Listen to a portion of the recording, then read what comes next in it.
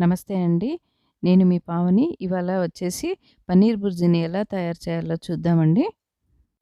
ఇది చపాతీ, పుల్కా, బటర్ నాన్‌లోకి చాలా రుచిగా ఉంటుందండి. చాలా సింపుల్‌గా తయారు చేసుకోవచ్చు మీరు. 10 మినిట్స్‌లో రెడీ అవుతుంది. ఇప్పుడు ఎలా తయారు చేయాలో చూపిస్తాను. 2 బిగ్ సైజ్ ఆనియన్స్‌ని సన్నగా కట్ చేసి పెట్టుకోవాలి.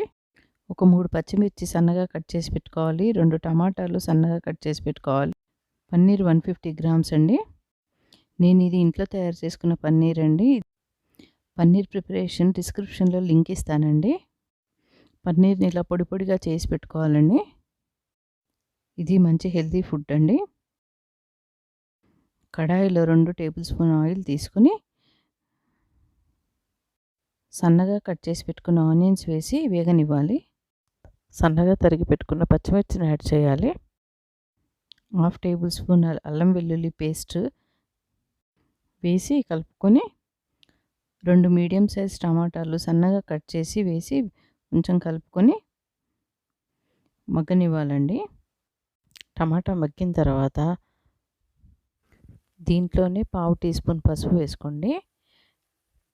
1/2 టీ స్పూన్ కారం, 1/2 టీ స్పూన్ సాల్ట్, రుచికి సరిపడా సాల్ట్ వేసుకోండి.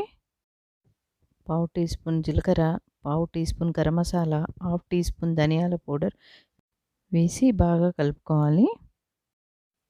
అర నిమిషం బాగా కలుపుకొని పొడి చేసి పెట్టుకున్న 150 గ్రామ్స్ పన్నీర్‌ని కలుపుకొని పన్నీర్‌ని ఒక్క నిమిషం సిమ్‌లో పెట్టి వేడి చేసుకోండి.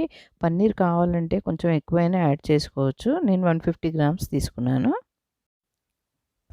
ఇలా ఒక్క నిమిషం వేయించుకున్న తర్వాత కొంచెం కొత్తిమీర వేసుకొని కలుపుకొని చూసారా పన్నీర్ బుర్జీ రెడీ అయిపోయింది. సో ఫ్రెండ్స్, ఈ సింపుల్ వేలో పన్నీర్ బుర్జీని ఇంట్లో ట్రై చేసి నచ్చితే లైక్ చేయండి, షేర్ చేయండి. టేస్ట్ కూడా చాలా బాగుంది.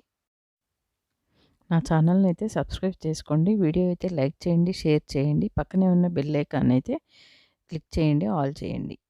నేను పెట్టే నెక్స్ట్ అప్డేట్స్ వస్తాయి.